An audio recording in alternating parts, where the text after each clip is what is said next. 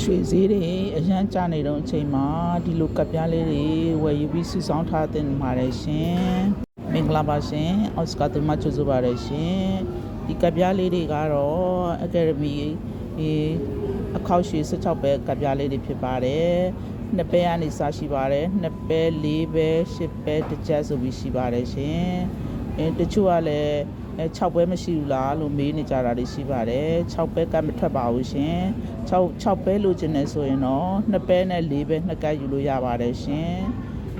လိုအပ်တဲ့ဆိုရင်အော်စကာသူကိုကြွလန်းခဲ့ပါရှင်ဒီကပ်ပြားလေးတွေကအလေးချိန်အသစ်နဲ့ဆိုရင်2ပဲကြော်ပါတယ်4ပဲဆိုရင်လည်း4ပဲကြော်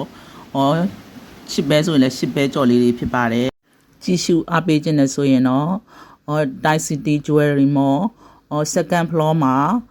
B285 မှာ Oscar သူရှိပါတယ်ရှင်။လာရောက်အားပေးနိုင်ပါတယ်။ကျေးဇူးတင်ပါတယ်